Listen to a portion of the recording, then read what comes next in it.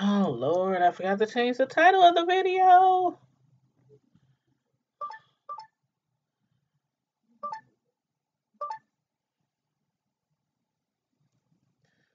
Okay, what was the title?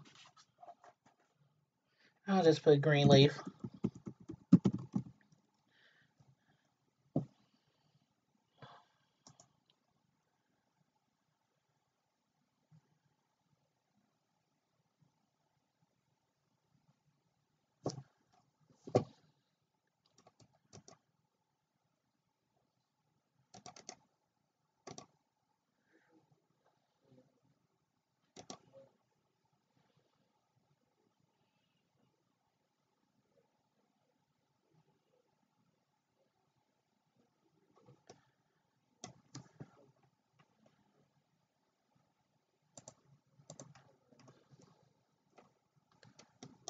Oh,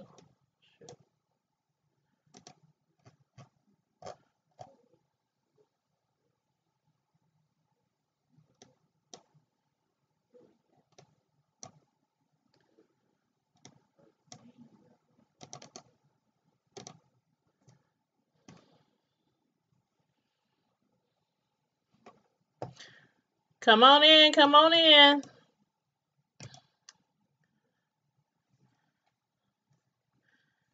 On your way in, please make sure you like the video. Please make sure you subscribe to the video, and please make sure you are sharing the video. We are about to get started on the Greenleaf review from last night's episode. Let me make sure I got my Instagram on. Oh, still trying to work my way around this Instagram recording. But anywho, how's everybody doing this evening? I hope all is well. And I hope you guys got a chance to actually catch Greenleaf last night because it was really good. There's a lot of things going on, a lot of twists and a little confusion as well. I got a little confused on certain elements in the episode last night, but we're gonna jump right into this. So please come on in again. Make sure you like the video. Make sure you subscribe to my channel if you are not already a subscriber, and also those of you who are watching me from Instagram, make sure you subscribe to my YouTube channel, Tanya's Primetime TV / Media Reviews.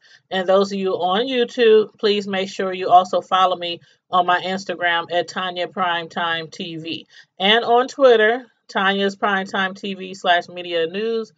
And in the chat, I posted the link to our Facebook group, Tanya's Primetime TV / Media News. So make sure you go over there on Facebook and ask to be added to that. I think it's click to request join group. I think that's what it says exactly.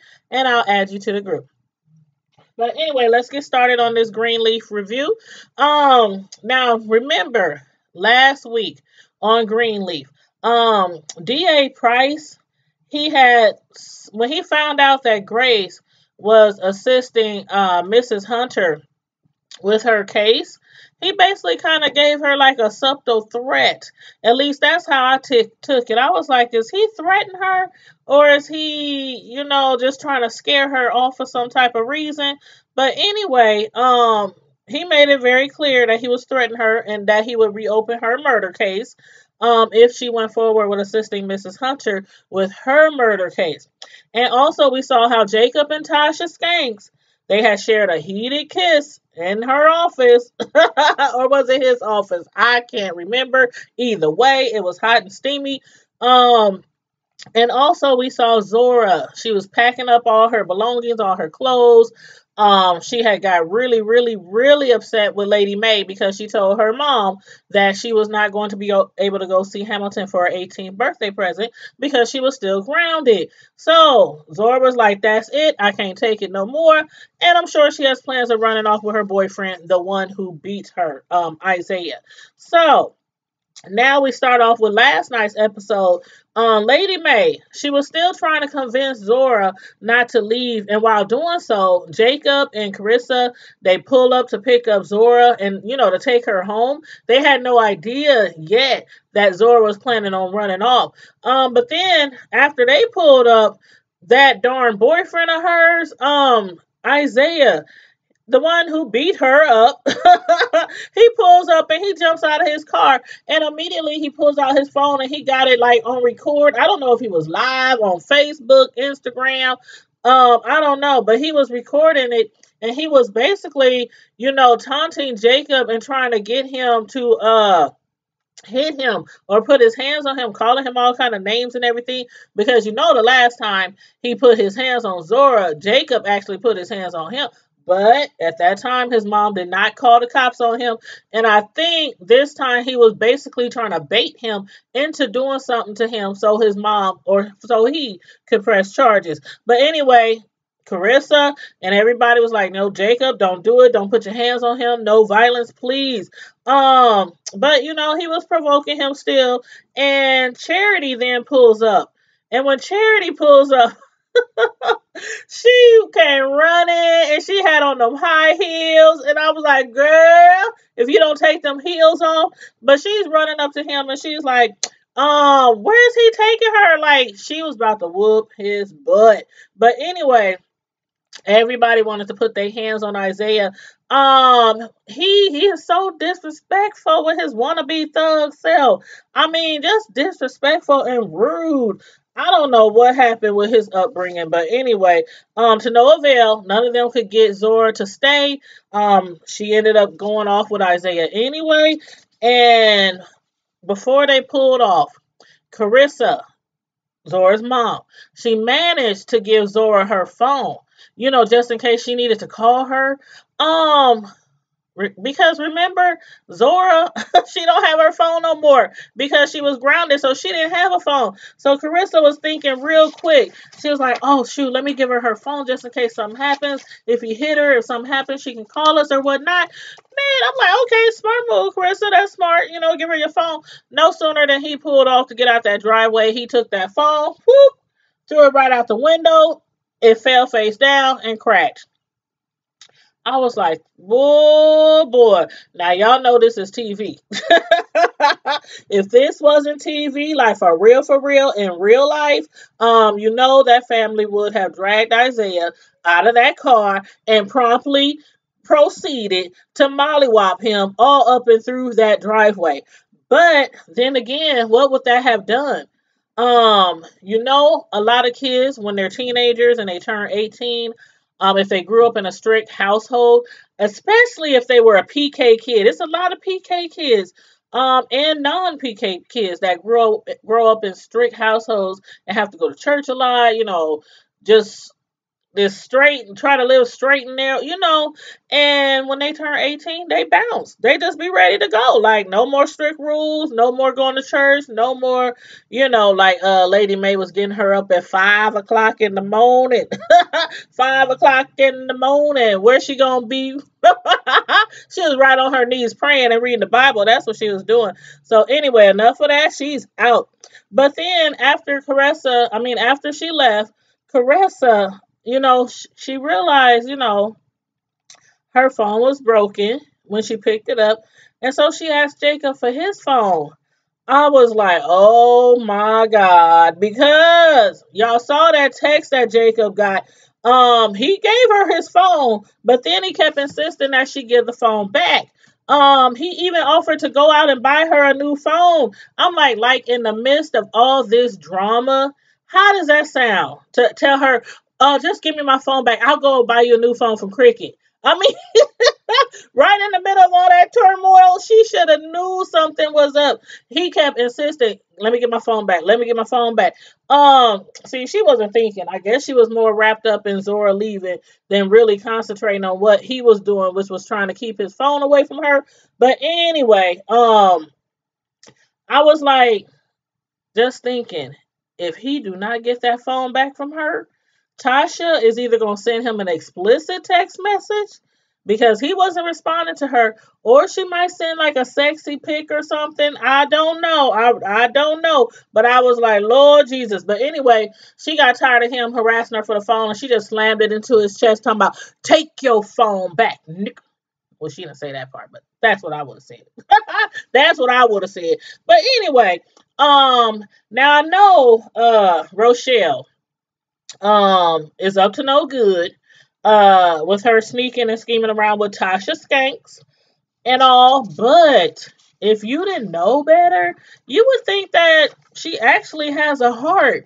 Like, or actually thought she was a kind-hearted person, the way that she was treating the lady that they're assisting who killed her husband. She even offered to use one of her CPS contacts to assist the lady with finding out where her children were, because they were living with foster parents and she had no idea where they were, and she hasn't seen them in a minute. And I'm like, does she have a heart after all? Because she's a snake. She's a snake. But then Jacob and Tasha, that heated exchange that they had, that they displayed last week, I was like, Lord, pastor, preacher, brother Jacob, the devil is a lie. Y'all married. Both of y'all married. And not only that, but he had already cheated on his wife time and time again before. And she had put him out, sent him away and everything. And I'm like, bruh, please. But when he was trying to explain to her, you know what? Although what we shared, between them might have felt good, it is so very wrong. And I was shocked by her response. She was talking about when he said that they can't go forward or this can't continue. She was like, well, I just can't make the feelings go away. I got feelings for you. And I'm like, either this is still a ploy to try to get with him. This has something to do with the scheme that her and Rachel, has put together. Or she really does have feelings for him. And if she doesn't, she is a really good actress. She is a really good actress, because she could have fooled me. But then if she does, like the way she was talking about, I don't know what to do. This is not good for me. I was like, she was sounding kind of Fatal Attractionist, don't you think? I'm like, okay, Lord, here we go. She gonna be putting rabbits in the pot, boiling on the stove. Out. I don't know. But anyway, she's playing her part to a T if she is faking. But I don't know. I don't know. But when he came back again after, because his dad had interrupted them when they was first talking, and he kind of like sensed, like I really believe Bishop kind of sensed like something was going on that shouldn't be going on. Like he kept apologizing and saying, "Are y'all sure I'm not interrupting anything?" And Jacob kept saying, "No, no, no." While she's over there sniffing and crying and her eyes is red, and she's doing all this stuff. Like, Bishop, you the bishop, shouldn't you be trying to find out why this chick over here crying her eyeballs out? But anyway, when she was packing all her stuff, why was he trying to get her to stay? I'm like, Jacob, what is you doing? It's not going to work. You're married. She's married, although we don't know where Stanky Basie, that's what I call him. I call him Stanky Basie. But we don't know where Basie is right now, but still, regardless, you're married. She's married. I'm like, Pastor, come on. Yoo-hoo. It ain't gonna work. But anyway, she was claiming that she's all basically in love with him and everything. And I'm like, what the heck is he getting at? Trying to make her stay. But anyway, she ended up packing all her stuff. And on the way out, she kept apologizing. I'm like, what is she getting at? What is she trying to say? Because when she was like, I'm married, and Zora, when she said Zora after I'm married, I was like, did y'all catch that? Like, am I the only one who caught that? And she was like, trust me, it's for the best. And just know that I'm sorry. And he was like, sorry for what? And she was like, everything. And I was like, now you know sometimes I read a little too far in these TV shows, right?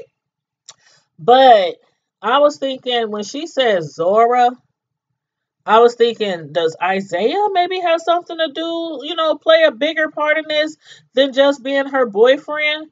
Like, is some of this abuse he's displaying to her?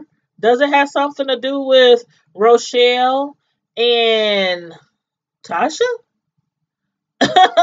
I don't know. Y'all let me know what y'all think. Like I said, sometimes I read a little bit too much into stuff, but that's what I was getting at. Like, why would she say, I'm married and Zora? What does Zora have to do with your feelings for Jake? I don't know. I don't know. I don't know. But anyway, I guess DA Price, he was really serious about his subliminal threats to reopen Grace's case if she went forward with assisting Mrs. Hunter with her murder case.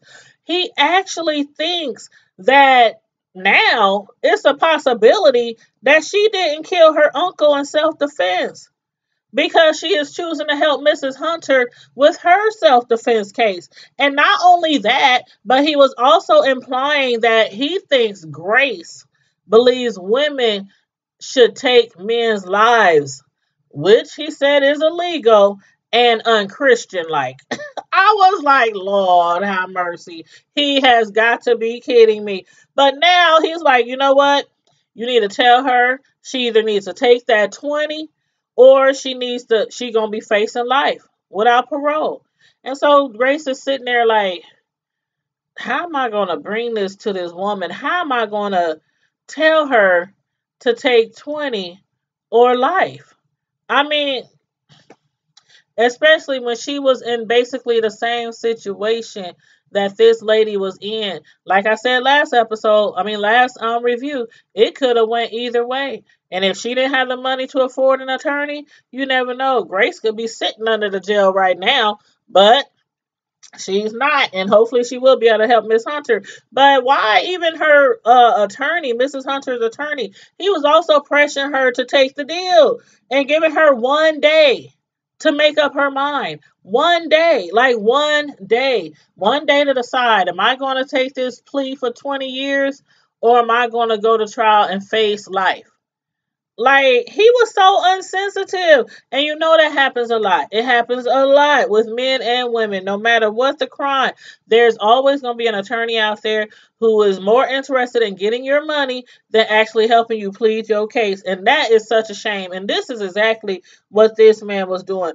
But we are the land of the innocent till proven guilty. Go figure. But anyway, tell me why Bishop was like the last to know everything about Zora. Like, he wasn't in the loop. Nobody called and gave him the 411. I mean, I understand Lady May is upset with him. She's not really feeling him right now. They at arms with each other. But when he approached Jacob with it, Jacob like totally blew up in his face, telling him, you know what? Quit trying to tell us what to do and how to do it. It's not going to work, because he was insisting that they go do something about Isaiah. But Jacob, he was like, there's nothing we can do. And if there was, they don't want us to do anything, per his wife, Carissa. She don't want him to do anything. She's like, trying to stay away from, getting violent and everything. But I feel Jacob. I feel him. I don't give a doggone if the boy was recording that incident or what. I would have snatched his phone and popped him upside the head with it. It was like, baby, get him, Jacob. In the name of Jesus. Get him, Pastor. But anyway, he went off on his dad, but Bishop was like, I don't give a doggone what's going on. But no matter what, I'm still your father, and I'm still Zora's grandfather, and you better believe that, and don't forget that. But anyway, Rochelle, she was able to actually manage to pull some strings with her CPS contact, which she still won't reveal to Grace. I don't know why Grace needs to know who the contact person is so much. But then again, I don't know why Rochelle is really trying to keep it a secret from Grace.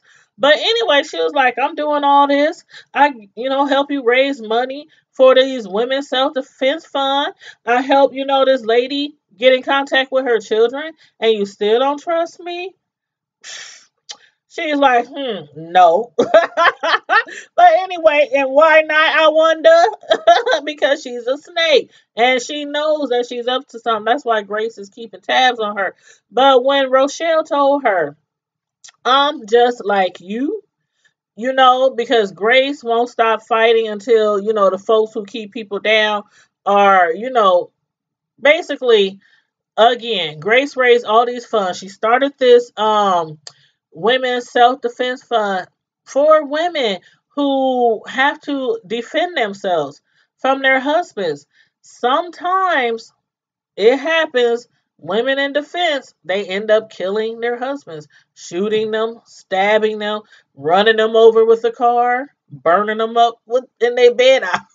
I might be going too far. But you know what? Remember the burning bed? That was a good movie. Anyway, but you know what I'm getting at. And they cannot afford, proper defense, or, the courts automatically assume, oh, you just killed your husband out of revenge. It wasn't really self-defense, whoop, whoop, whoop, whoop. So she was like, I'm just like you. When I see people, who are keeping people down, I want to make sure that those people are brought down too. And Grace was like, that sounds a lot more like revenge to me. And Rochelle was like, well, it was just like D.A. Price. If he was right about you and you really killed your uncle in revenge, I would see it as justice. And that right there, I was giving her the side eye, like, and Grace was looking like, okay, this witch is crazy. This witch is crazy. And I'm like, Grace, you better watch your back, sis. You better watch your back. But now what exactly is Rochelle trying to get revenge for, aka justice? And how does it incorporate with these green leaves? And again, I really think that it has, I don't know, I could be reaching, but for some reason, after Tasha brought up Zora's name, I don't know. She could have brought up Zora's name because she ran away and she know Jacob was upset and woo woo woo woo. Y'all let me know what y'all think. Y'all let me know what y'all think. Again, I could be reaching, but I just have a feeling that this all is going to come together and Isaiah is going to be involved as well. That's just what I think. But anyway, after visiting her kids, Miss Hunter decided, seeing her kids and them crying and her crying and everybody's getting all emotional, she was like, nope, I can't do it. I will not plead. I will not say I'm guilty. I will not plead for these 20 years. I will not spend one day in prison. At least that's what she hopes. And I hope she doesn't. But anyway, she's ready to fight. So I hope Grace is ready to fight. Rochelle, again, I'm a little perplexed about her agenda. It seems to keep changing. So I'm a little, the next episode. The next episode, I hope, will shed a little bit more light onto exactly what she is trying to get revenge for. So y'all let me know what y'all think about this episode. Put it in the chat. Even after the video is over, I'll be commenting in the chat back and forth with you guys, and just leave me a message what your thoughts was on the video, or the different characters, or what you think might happen.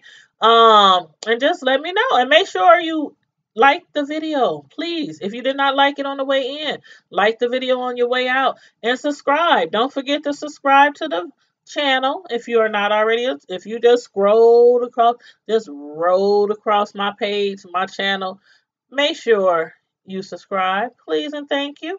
And also make sure you share on your favorite social media site, whether it's Facebook, Instagram, Twitter, wherever. Please share it. And also, don't forget, the link is in the chat to our group. It's called Tanya's Primetime TV. People on Instagram, please follow me on YouTube. People on YouTube, please follow me on Instagram, Tanya's Primetime TV. And in the meantime and in between time, Primetime Squad, stay safe, be blessed, and I'm out.